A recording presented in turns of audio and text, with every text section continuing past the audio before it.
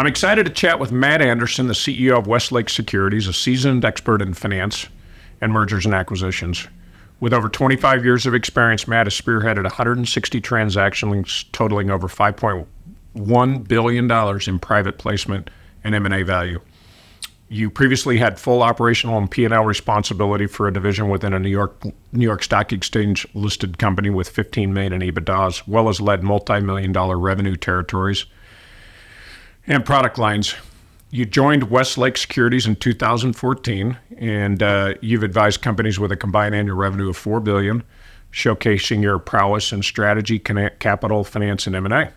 With a robust educational foundation, including an MBA and executive programs at prestigious institutions, Matt brings a wealth of expertise to the table. Welcome to the show, Matt Andersen. Jeff, glad to be here. The one thing that bio doesn't have in it is I'm also a proud shareholder. Nice. Of Keystone Bank. Of Keystone Bank. That's right. Well, we can get into that story, but you actually helped us launch Keystone Bank. That's right. Early days. Yeah, early days. I actually officed in your offices as we were going through the process of starting Keystone Bank, and we worked side by side every day. That's in the right. Same offices. One of the great things of that, beyond the success, was I think we sampled every quality breakfast taco in Austin, Texas. 100% true. A lot of breakfast meetings. Got to know all your team, worked closely with them, and that was a neat experience. Oh, and it's been so cool to see what the bank's done over the last 5 years. Really interesting. We started, I guess you and I started working together in 2017.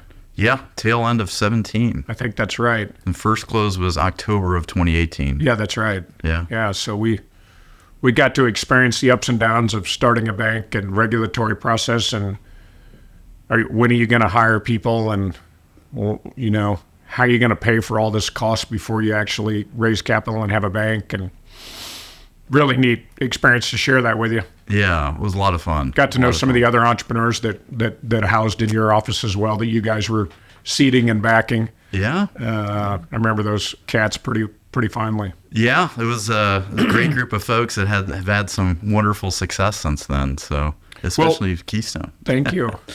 Well, Matt, you've had a tremendous amount of broad experience that's kind of culminated into owning and running Westlake Securities now. And with your background, like how do you approach advising companies? I mean, I think that's interesting, right? Because that's really your secret sauce as an organization, is how you do it versus somebody else. So how do you decide how to approach companies, different sizes, different stages? What is your secret sauce? Yeah, it's a great question. We do have a range of size of companies that we work with. I would say right now, the smallest company we're working with is around $10 million in revenue. The largest is a small cap, $1.2 billion revenue business. It's publicly traded.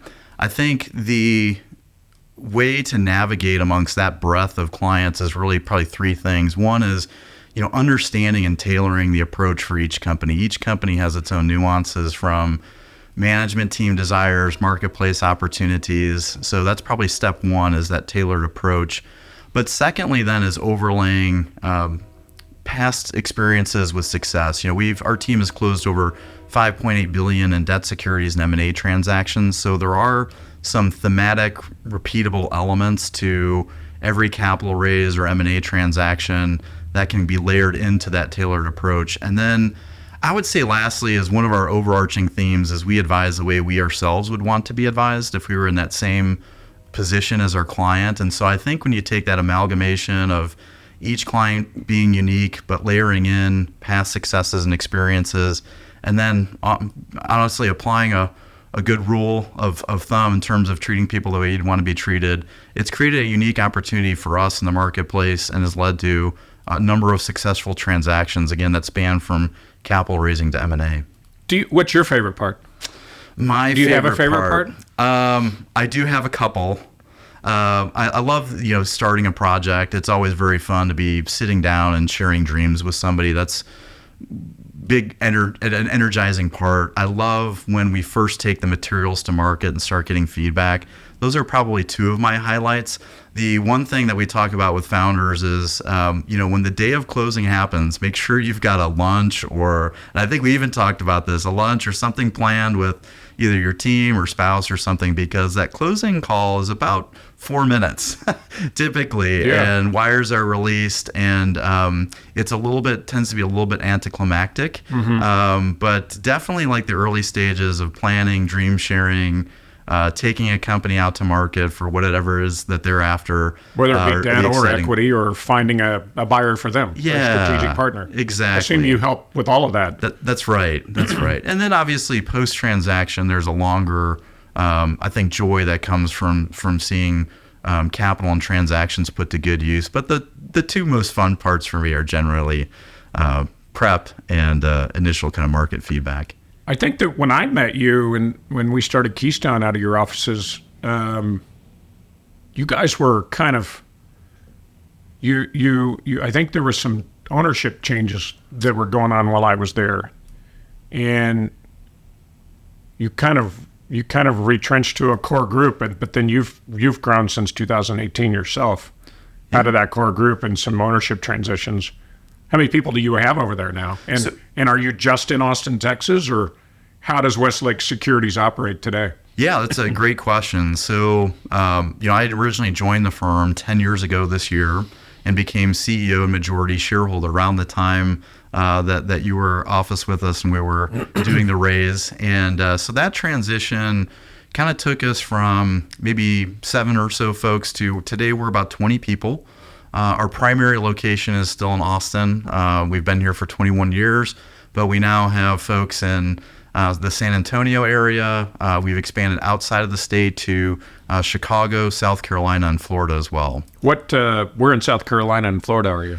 Greenville, South Carolina, and West Palm Beach, Florida. Got it. So not bad places to be. And is there a lot of activity over on that side of the country? So, fortunately, part of our business as we've grown back is definitely the finance of capital raising and M&A. Yeah. But our team members that are out of state are largely part of our fractional executive services. Oh, okay. So, so we'll actually, to help better prepare a company before a transaction, and then to actually help a company see through the early stages post-transaction, a lot of times they need help. Yeah. And so we've actually recruited a group of great folks that will actually serve as fractional executives to help those companies get to the next level. Well, let's talk about Westlake Securities for a minute, and you being CEO and the leader of this investment banking group. So how do you navigate the complexities of the financial world on behalf of your clients? It's crazy right now. It's disrupted. It's tightened. Traditional lenders are not the lenders today. There's a whole new world out there of private credit markets and hard money lending. And just how do you navigate that on the behalf of your clients and stay abreast of that as CEO of Westlake Securities? Well, I think to your point, the markets are as wide as they've ever been. There's more private equity funds today than there are mutual funds. So activity is important. I think, fortunately, having been in market for a while, we're nationally top quartile in terms of closed deals. So we do get some attention nationally. So we do get a lot of inbounds. But basically, we're talking to about 1,000 capital providers per year. We're attending kind of various industry events. Do you have a whole group that does that, or do you do that? So we have teams that will go. That are on the capital market side. Correct. And sometimes like the larger events. So there's one in Texas every year through ACG that will attract about 1,500 folks. Yeah. That's one I'll go to. And then some of the more regional ones will have team members attend. But staying abreast of that is important. I think in terms of navigating, your point on it, your point's perfect. And I think right now, one of the things that we're sharing is we're about to enter a little bit of a perfect storm, right? So you've had, interest rates maybe taming some things for a little bit. But the reality is between 2015 and 2023, private equity invested in 10,000 companies. That's a lot. Ultimately, the investors in those funds will want to see realized returns, and the only way to get those realized returns is to transact or to sell those companies. So there's a lot of sell-side pressure that has been building up. And also on the fundraising side, the last probably 2 or 3 years have been some of the most prolific of all time. There's more dry powder in private equity right now than there's been probably in since that data has been kept. So private equity's got the money. Private equity's That's got a where the lot of money's money. at. Private equity and credit funds. Yeah, credit funds, unbelievable. non-banks. Yeah. So I think, we're about to enter a little bit of a perfect storm, kind of the back half of this year through maybe the first half of 2026, where these competing forces of need for liquidity and exits or recapitalizations of companies are on one hand, and the other hand, there's a lot of dry powder that needs to get invested. So what about let's talk a minute about the private credit markets. Let's talk, and then maybe pull that back a little bit and talk about the debt market as it relates to the banking industry. Yeah. How is that looking today for your clients? So What are you seeing? Whether it be the banks your clients already working with, maybe for expansion debt, working capital debt or whatever, and then the banking industry's willingness to help finance some of these transactions and some of this expansion, sort of new transactions that maybe you bring into market for your client. How does the banking industry look? Like, I know from my perspective how tight it's gotten on some asset classes, but how is it looking? How do you see it? And is there even anybody doing anything?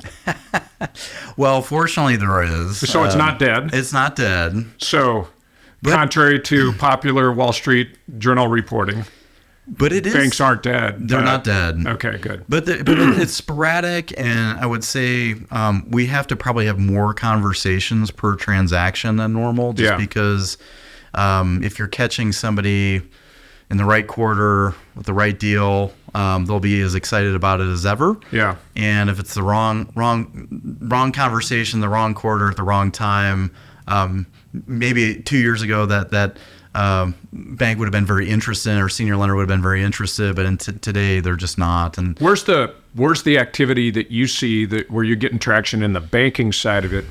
What market segments do you see? Where are you getting those? Where are you making those calls into, and who's taking your phone calls on those deals? Is it national, international lenders? Is it large regionals? Is it people in Texas, out of Texas, in Austin, out of Austin? How does that shape up for you all? Yeah, that's a great question. And I think because of our the breadth of our client size, we have conversations with some of the brand name, national, international, recognizable brands, all the way to, regional banks. I would say community banks are playing, an important role in today's environment.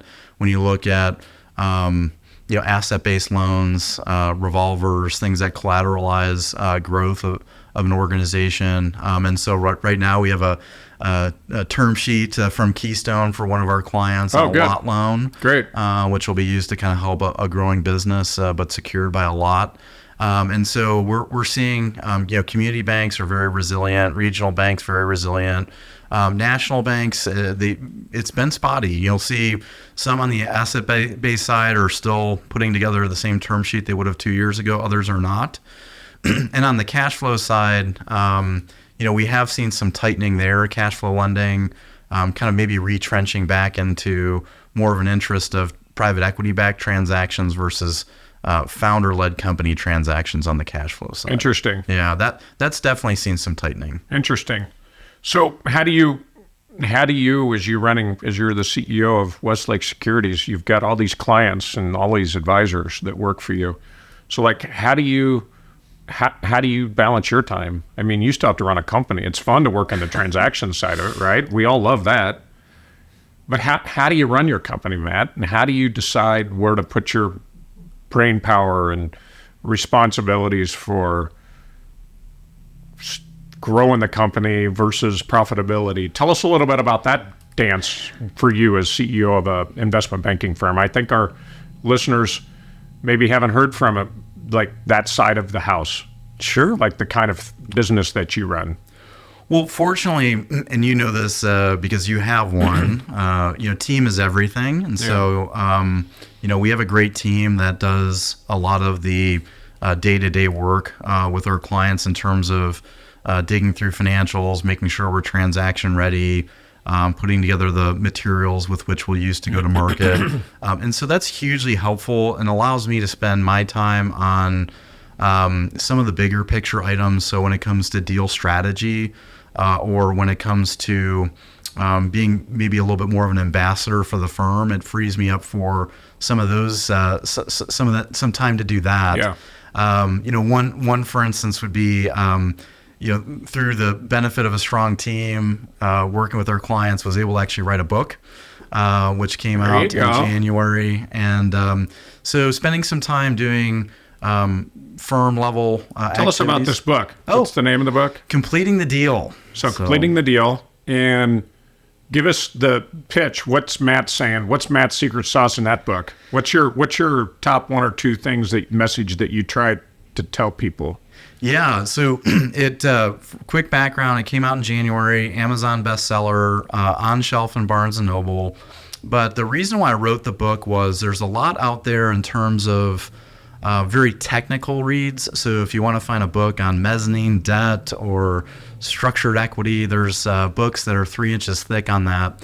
And then there's a lot of books out there that will talk about how a unicorn became a unicorn, like how Uber became Uber, etc. But most of us don't live in either of those worlds. Mm-hmm. And so this book was really geared towards founders, CEOs, management teams of lower middle market companies. So these are companies that are typically privately held, doing maybe 10 to 250 million in revenue. Nice. And there's a lot of practical advice about how they should think about growth, transactions, liquidity. And so there's a lot of just, I would say, practical advice for how to think through those. So if you're an entrepreneur listening to this today, and Matt, you wanted to give some advice on what it's like to build a great team, and what are some of the things that you really help you crystallize around building the team and then leading the team and taking care of the team? You have any wit nuggets of advice? Well, I think they may be borrowed from others before me, right? But there's not a lot of original thought in this world anymore, right? It's okay to borrow. But all I can say is we're trying to find A players. We're trying to create and be a culture first firm and really kind of respect the individual talent, and then surround them by companies that they get the opportunity to work with that are exciting. Yeah. And when you have that combination of quality team, trusting them, and then giving them fantastic opportunities to work on, that's been a little bit of our secret sauce. You have a pretty rigorous client selection process, it sounds like. We do. That's part of your... You want to work with really great companies. You don't want to just work with anybody to do a transaction. Yeah, there's some different things that factor into that. So what makes a great... It's not always size. Yeah. We do have to have a certain size, just because when you look at financial transaction... relative to the time we put in, there is a certain size parameter, but really, what's the opportunity ahead? What is it somebody wants to do? We really take a look at the team. Is this a team that we'll gel well with, over time? Because some of these transactions can be 6 months, some of them can be a year, sometimes they take 2 years, depending on, kind of what it is that we're going to do. Is there a sector right now that's hot? Is there a theme right now that's going on out there with you and your team? And as you look across the horizon, is there any kind of central themes about those businesses that you serve, whether they're current client or past client or prospective client? What's going on out there, Matt? I want to hear about this. What's going on? We talked a little bit earlier about the tightening of the banking sector in a way that's kind of created some opportunities for the private credit markets. So the debt market's really fluid. It's changing. It's more expensive if you can get it. That's right. What are you telling your clients, and how does all your past experiences shape these conversations and how you look in the landscape? And what are all these entrepreneurs thinking about right now? What are their worries? What are they seeing across the horizon? Tell us a little bit about your thoughts there. Yeah, well, a couple of things there. I think, number one, we're generalists, so we work across a handful of different sectors. I would say when we go to these national meetings and we're talking with people from the Northeast and Midwest or West Coast, one of the things thematically is, we are based in Austin, Texas, which is a pretty good place to be right now, whether it's the fact that or Texas even broader as a region. If you look at the fact that J.P. Morgan and Goldman Sachs will have more employees in Dallas than they do in Manhattan, Samsung's multi-billion-dollar infrastructure build out here in Austin, the amount of dollars have been allocated to state infrastructure spend. There are some things going on here which trickle down to the size of companies that we work with across the board. Different pockets of sectors that we cover they have been and they'll continue to benefit from the population growth and just the companies that have come here of all sizes. So I think, one of the things that, we're talking about with founders is, really making sure they're ready to capture that opportunity. It's pretty unique. What we've seen go on here in Austin is pretty amazing over the last 5 or 10 years in particular. And a lot of those trends are going to continue for the next decade based on the announcements, projects, corporate headquarter moves, infrastructure spends. And so really kind of encouraging them, are they ready to take advantage of that regional growth in particular? Do you think they are? Boy, that is the $1 million question. I think some are, and some are needing to be more prepared, if you will. So they need to spend less time working in the business and working on the business. Yeah, thinking about the future. We're having, for the first time in a long time on the M&A side, we're actually slightly tilted more to the buy side of projects versus sell side. So we actually have right now probably a little bit more activity in terms of client count that's looking to acquire other businesses. So maybe why do you think that is? What do you think? What do you think's leading to that shift? So right now in the market, going back to one of the things we talked about with the proliferation of private equity and credit funds, right now scale, you're getting paid to scale. And so one of the main metrics companies are valued on is EBITDA multiple. And the larger that EBITDA multiple gets, 5 million, 10 million, 15 million, those are all major pegs for increasing the multiple at which they trade at. And so if a company can get from 4 million of EBITDA to 11 million of EBITDA, they get paid a hefty multiple for that growth. A company like that may go from being worth 5 times EBITDA to 11 times EBITDA. And so one of the ways to grow is, if you're based in Austin, is looking for a similar company in Dallas or Houston or vice versa. And so we're seeing a lot of that going on right now. So you see a lot of in-state growth because this is such a big opportunity, just the state alone. It's a unique opportunity. So when I moved here in 2007, Texas was about the 14th largest standalone economy in the world by GDP. This year, we're on pace to eclipse France as number 7. Yeah. And the other thing is that a little bit unique is, look, we're 2.5 hour drive within the Texas Triangle from location to location. Yeah. That's pretty unique. 40-minute flight. 2.5 hour drive. Houston's what, the 4th largest city in the country? It is. Or 3rd? I forget. I think 3rd now. 3rd largest city in the country. Look out Dallas. Dallas is going like gangbusters. So San Antonio, Austin corridor. Yeah. It's truly amazing. I think when I moved here in 2005, and I started my last bank, I remember there were some articles came out in the Austin Business Journal about how back in the days, so we're talking 2007, 8, 9, 10 timeframe, they were like, Austin's going to double in population in the next 20 years, and so's San Antonio, and so's Dallas, and and I thought, well, that's just not going to happen. That's not realistic. I don't care who you are. That's really some crazy projections, and they're going to end up being right. It's That's crazy right. what's happened. Well, Right. so what are your entrepreneurs? What are they fearing right now? Is there a theme there? Like, are they worried about? Is there anything they're worried about, or is there those that are thinking ahead and looking out? Is there what are some of their fears or trepidations, and then also vice versa? You talked a lot about opportunities. What are some of the primary things that they're excited about? Yeah, so challenges, we're obviously in an election year, so there'll be a lot of noise around that. Yep. I would say if you look at, interest rates, there was a lot of anticipation of them coming down. Yeah. That seems to be waning. Those are, in particular for asset-heavy businesses. Matt, we just quit. I don't understand it. I mean, housing and food and energy, like if those remain elevated, we're not going to see rates down. And the Federal Reserve is saying that. So, I mean, I don't understand how they're not coming down. I just feel like that in some sectors, perhaps the people that support that sector are just saying, I'm not giving back this newfound profit that I got handed to me as a result of the pandemic. And my position is entrenched. And I'm going to do everything I can in my power to never give that back to the consumer. And I think it's only until our consumers actually realize this and take a stand and go, I have options. Mm-hmm. I don't know how you feel about that, but boy, I tell you, I don't think rates, I think that the rates will come down. I think right now we're challenged with some of the indicators. That's right. On some of those core costs. They're not coming down. There's not competition. They're not. And in order to bring them back down, there's other things that may need to happen alongside of that as well. Yeah. They're tough decisions. But no, I think you're exactly right. So anyway, your guys are worried about whether rates are going to come down. Prolonged, higher rates. I think a lot of times, in particular, when you look at some of the transactions that involved a mix of debt and equity, a leverage buyout, for instance. Yikes, right?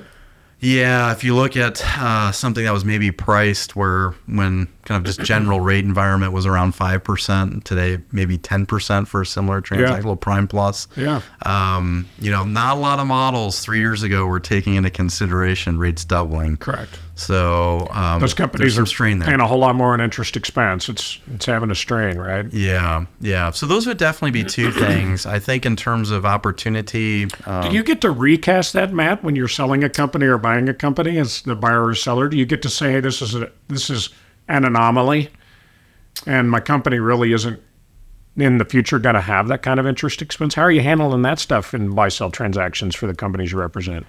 So, I think definitely we're seeing any adjustments being made. There's some considerations for that. I think you are seeing some pricing movement come down, in particular, on newer acquisitions, just because of cost of debt, et cetera. So you're seeing some adjustment there. You're seeing some kind of just general adjustments for cash flow, based on interest rates, and saying, hey, in a different rate environment for an asset intense business, this is where we would be. But by and large, I think the industry hasn't totally settled in with where rates are, because I think there was an anticipation that they would go up, be at peak for a while, and then come back down. But they never leave them up for more than about a year historically. Yeah. But I think we're going to see maybe the first time, just like we saw for the first time, the rapid rise. I think they may need to leave them in high for more than a year this time. I think so. And I think I put that around June, July timeframe for the year, where they get to that peak and stay. And I think maybe we're looking at, I thought that there would be 3 this year and it'd start around June, July. Yeah. I do think that there's going to, I do think we'll see a case for a rate reduction later in the year. I just don't know when. Yeah. Well, and I think on the opportunity side, there's a lot of organic growth opportunity, especially in region. As I mentioned, I think there's a lot of buy-side activity going on. People that have found success in maybe one geography or service looking to, expand further. We were just on a call with a company that's in Dallas, a nice lower middle market company, and they're going through that same thought process of looking at, organizations to buy in Austin and Houston for their expansion plans. So thank you for the responses there. I would imagine that it's fun sitting and talking to entrepreneurs. It is for me when I sit in my chair and I get to meet all of these entrepreneurs like yourself that are building and running and growing companies. And it's so diverse. There's so many different collective sets of experiences that come together to shape the entrepreneur and the team they've surrounded them. I just love learning. It's so much fun, so interesting. Then just our clients are all over the board, and it's so fun to see them. And there's some central themes there, and I'm thankful that you shared that with us about how your entrepreneurs are feeling about. So it doesn't sound like they're scared of the future. It doesn't sound like they're worried about it. No, we see a lot of, I would say, cautious optimism. I think there's a lot of that right now. Yeah. Well, that's good. So, Matt, you've got a tremendous background. Maybe to shift a little bit, because I think it may shape and I'd love to get your thoughts about your experiences. But you've got a tremendous educational background. You're from your undergrad to your MBA in banking, and you've gone to executive programs at Harvard and University of Chicago. Tell me a little bit about that. And how you got there? How did you end up saying, I could do this and I want to do this? And how did you pick those institutions, and how have they helped shape, your experiences so that you could be more effective for your team and your clients? Well, great question, Jeff. I mean, I definitely, I would like to think of myself as a lifelong learner. Yeah. I think the first kind of leg of that stool has been that formal education and some great things from time spent at those programs. Where's your undergrad again? I went to a small school in Ohio called University of Findlay. Got it. Originally wanted to be a veterinarian. Okay. And are you from Ohio? I'm from Illinois. You're from Illinois. Yeah, but a lot of people from Illinois go to school in Ohio. They do. Got it. Yeah. So you went to Findlay undergrad. Yep. And really it was through, this is kind of the second leg of the stool, is I think life, like learning from life. So I was doing an internship for a CPA firm. Okay. Kind of figured out that maybe wasn't going to be for me as much as I enjoyed math and numbers. And it was at a mixer, an office mixer after tax season, that I met somebody from Robert W. Baird, which is a securities firm based in the Midwest. Yep.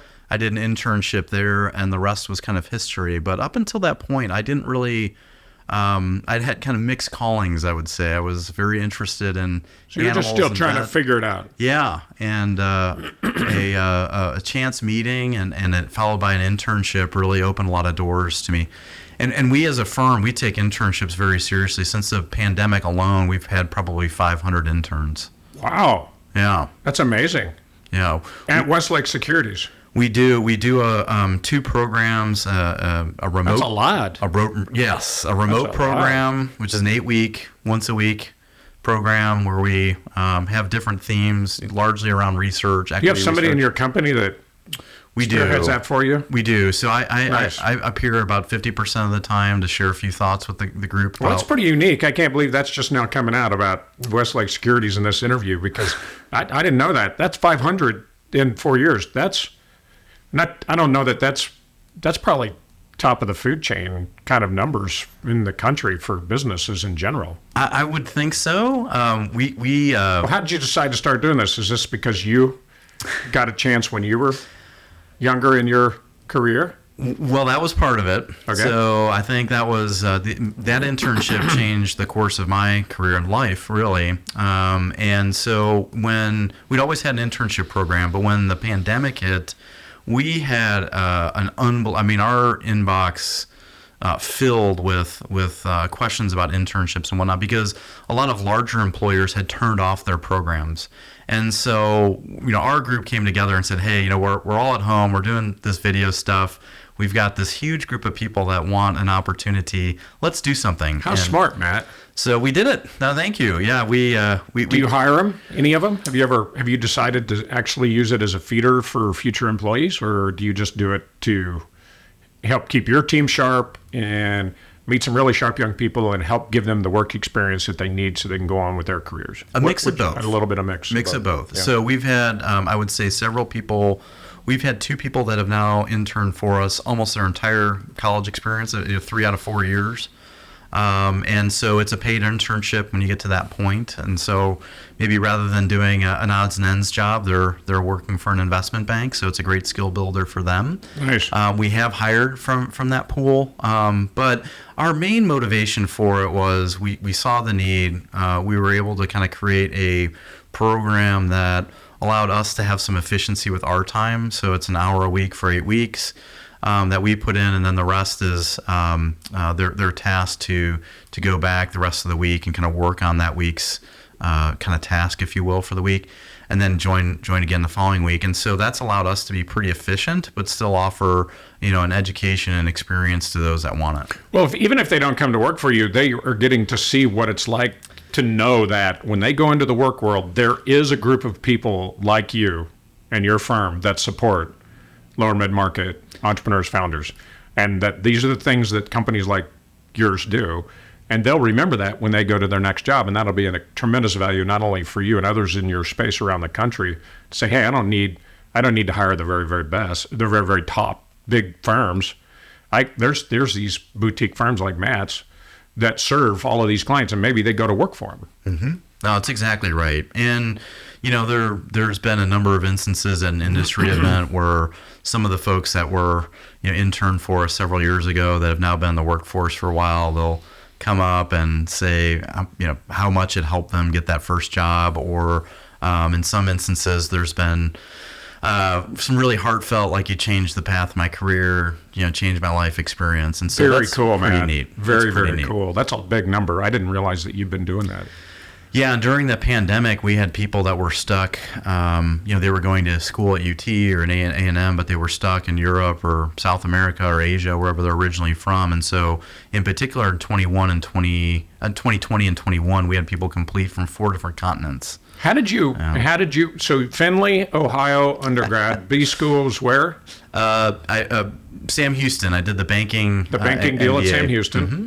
And then how did you end up getting into Harvard and University of Chicago? Those are two really pretty fantastic organizations, I think, from what I've heard. Yeah. And rigorous, right? Yeah, very rigorous. So they have executive programs. Nice. And so for sure there was some skills that I wanted to, again, going back to that lifelong learner, Yeah. That I wanted to make sure I was getting the formal education on. And so spent time at both those institutions. And then, I think as mentioned, just learning through experience has been, another kind of hallmark. And then last but not least, and we're big believers in this, we have a book of the quarter, is just reading. I mean, I've probably read thousands of books over my career, and just love hearing people's stories, how they did it, and kind of gleaning what I can from theirs and applying it to either our own company or maybe a client company. Yeah. So. Well, we talked a little bit about what your clients that you're seeing and prospects you're talking to, kind of what are their concerns? Anything regulatory wise on the horizon for businesses that have the potential to kind of put a damper on the optimism? You see anything out there looming? I know we had this recent FTC announcement about non-competes. I don't know how that shapes how your entrepreneurs feel about it. Yeah, so regulatory-wise, I don't know if there'll be an overt and immediate kind of negativity from some things that have come about, but I do think there's going to be more and more complexity. And so as you look at the amount of capital that's gone into private markets, you're starting to see the SEC wanting to bring rules, regulations. So that's how you see it, is through the SEC. Correct. Yeah. I mean, they're making private equity and credit funds do more and more, which forces down on their portfolio companies more rigorous audit level activities, et cetera. And so you will start to see, I think, more complexity in terms of the reporting and compliance from companies that have taken on private equity or credit capital. So more complexity and nuance, but probably not a complete hindrance, just something to be aware of and prepare for. Do you feel like that the political winds are shaping regulatory overreach, or do you feel like that's just a normal part of the course of business, or how do you view regulatory changes today and the trend line that you see? Yeah, so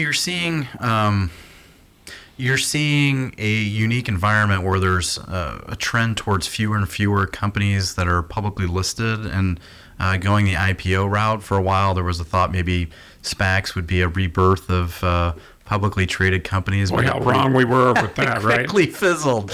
Yeah, that quickly fizzled. And so you have kind of a group of regulators that are watching their kind of client base, for lack of a better term, dwindle, and assets and money flowing into these private markets, and that is inevitably going to create a need for them to expand their oversight from public into more and more private activity. Thanks for coming on. It's always good to see you. I want to know a little bit though before we close and let you get back with your day. What are your aspirations, Matt, for Westlake Securities, and where do you see yourself 5-10 years from now? Great question, Jeff. So from a business perspective, we're really excited about our services side of the business, Westlake Securities. We're growing. What does that mean, services side? So that side of our business is providing capital raising, M&A, and fractional executive services to our client companies. What kind of fractional executives? Typically around marketing and finance. Oh, interesting. So CFOs, CMOs. Yes. A lot of our middle market companies benefit tremendously from our folks that have had Fortune 1000 company experiences, publicly traded company experiences, private equity backed experiences, and we can bring those experiences into our client companies and help them shape a more clear vision for tomorrow. Nice. So that business is growing steadily. About 2 years ago, we created a sister company, Westlake Asset Management, to do more direct principal investing, and we're currently raising a lower middle market equity fund there. And so that side of the business is really taking off, showing a lot of promise. And so I think if I were to wake up 5 years from now, we really want to be the regional player that people turn to, whether it's advice or tailored capital solutions for lower middle market companies. Westlake is who they're talking to. Yeah, you probably own that space and will continue to. I surely hope so, Jeff. There's not a lot in between, right? I mean, you don't have a tremendous amount of people that are focused like you are on that segment. That's correct. We're by transaction count, we're typically the most active investment bank in Central Texas, typically top 5, top 7 in Texas, and nice. Top quartile nationally. Very cool, Matt. Great success. Well done. Well, thank you, It's been fun Jeff. to watch you grow, and we've had a lot of back and forth. We've sent clients your way and vice versa over the last 5 years since we kind of launched Keystone. We have. We've always enjoyed that relationship with you, and you guys do it right. You're open. I find that to be very refreshing. You guys are very open to new deals and new possibilities and new ideas. Well, and I appreciate that. And I have to give Keystone a unique distinction. So every time we take a capital raise or M&A transaction out to market, it's very typical that one goes with a 5-year plan, 5-year financial model. And I think Keystone has a unique position amongst all Westlake clients in, I think, 3.2x the projection in 5 years. So yeah, it's way bigger than we thought. Yeah, it's been fantastic. It's almost closer to 5x. Yeah. Or 4x, I guess. But yeah, that was, many people who know me said, well, Jeff, you just sandbagged that one. But I guess in banking, it pays to be conservative. It does. And you never know what life's going to throw at you. And I think that's how that was shaped. But, who knew that we were going to have a pandemic that for certain industries, it didn't cause that industry to retrench. It caused that industry to blossom and explode. Yeah. And the community bank space exploded as a result of the pandemic. So we had the benefit of that, that we had no idea was coming. Yeah. Had no idea what work from home was when we started Keystone Bank. Never even heard of that. Boy, now we know. Yeah, we do. Now it's work from work. Work from work 2.0, I guess should call it, because it's going to be different going forward. Yeah, that's right. But work from work is definitely happening across the country. And I enjoy it. I love seeing our people. Oh, yeah. It's great to come into an office. So. Yeah. Well, thank you for coming on, Matt. Keep up the great work. And I appreciate all you've done for us. And I appreciate all you've done for the industry and the city and the region on helping clients with some really important things. And like you said, being prepared for the future is really where you ought to be spending your time. Yeah, well, thank you, Jeff. Really appreciate it. And again, it's been so great to see you, the organization, the team grow over the years. Thanks, so man. Congratulations on your success. Appreciate it. Thank you for that. Today's episode of Banking on Community was recorded in the Keystone Bank podcast studio located in downtown Austin. Keystone Bank opened its doors in 2018 with a maverick approach to community banking, focusing on putting clients first, and the core values of take charge, encourage creativity, lead in innovation, do what is right, and center around community. For more information, visit our website, keystone.bank.